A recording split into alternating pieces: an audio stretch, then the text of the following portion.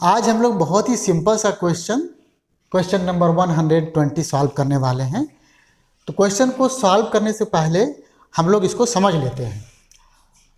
हमारे इस क्वेश्चन के अनुसार एक सर्कल है जिसका रेडियस है कैपिटल आर और इस सर्कल पर एक पार्टिकल मूव करता है। सपोज कीजिए पार्टिकल यहाँ से मूव करना स्टार्ट किया और जब पार्टिकल मूव करते करते एस डिस्टेंस कवर करता है, मान लो यहाँ पहुँच गया, यहाँ से यहाँ तक डिस्टेंस एस है, तो इस मोमेंट पर इस पार्टिकल का जो काइनेटिक एनर्जी है वो T = AS² के फॉर्म में दिया गया है, जहाँ पर A कांस्टेंट है और हमसे ये कहा गया है कि इस पार्टिकल पर लगने वाले नेट फोर्स को फाइंड आउट कीजिए जो इस S के फंक्शन के फॉर्म में होना चाहिए।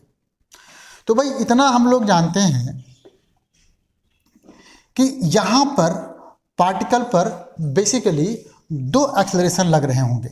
एक होगा इसके टैंजेंट के अलाउंग, जिसको कि हम लोग टैंजेंशियल एक्सेलरेशन बोलते हैं, AT से डिनोट करते हैं। दूसरा जो होगा इस पाथ के नॉर्मल, मतलब इस डायरेक्शन में, जिसको हम लोग नॉर्मल एक्सेलरेशन या फिर सेंट्रीपिटल एक्सेलरेशन बोलते हैं।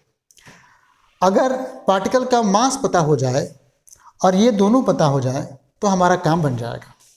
तो चलो पार्टिकल का मास हमने m मान लिया है। अब समझो काइनेटिक एनर्जी कितना दिया हुआ है। काइनेटिक एनर्जी दिया हुआ है AS² के बराबर, और हम लोग जानते हैं कि काइनेटिक एनर्जी ½ mv² होता है। तो यहाँ से मेरा v² जो हो गया 2a/ms² हो गया, पहला इंफॉर्मेशन। मैं थोड़ा v भी निकालने जाता हूँ तो v = √2a/m × s, ये दूसरा इंफॉर्मेशन हमको मिल गया। चलिए सबसे पहले हम आसान काम करते हैं। तो आसान काम क्या है? आसान काम है सेंट्रीपिटल फोर्स निकालना। तो ये तो हो जाता है mv² के बराबर, m/r छोड़ दिया मैंने। देखो v² निकाला था, ये था 2a/ms², तो यहाँ m कट गया, आपका आ गया 2s²/r। ये हो गया आपका सेंट्रीपिटल फोर्स। अब आपको निकालना है टेंजेंशियल फोर्स, तो बहुत आसान है वो भी। इसके लिए देखिए हम लोग क्या करते हैं,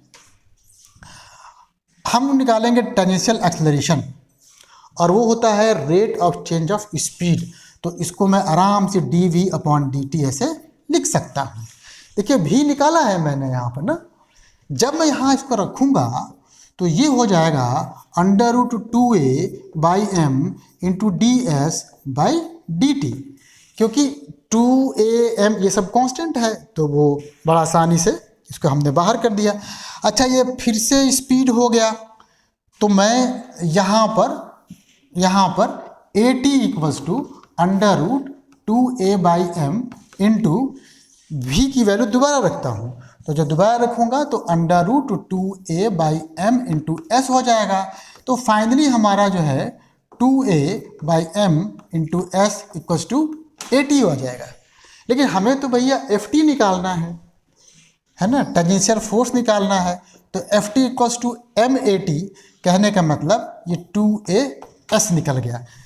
तो देखो तुम्हारा एक FC की वैल्यू पहले से निकल चुका था, दूसरा तुम्हारा FT की वैल्यू निकल चुका है।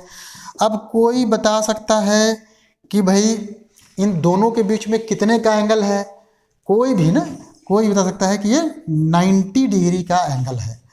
अब अगर हमको अपने पार्टिकल पर लगने वाले फोर्स का मैग्नीट्यूड निकालना है तो दोनों फोर्सेज का हम वेक्टर सम कर देंगे। तो मेरे लिए जो FC आ जाएगा, F जो आ जाएगा वो FC का स्क्वायर प्लस FT का स्क्वायर का रूट आ जाएगा। जब आप वैल्यू रखेंगे और सिंप्लीफाई करेंगे तो बड़ा आसानी से 2as √1 + s/r का होल स्क्वायर ऐसे आ जाएगा।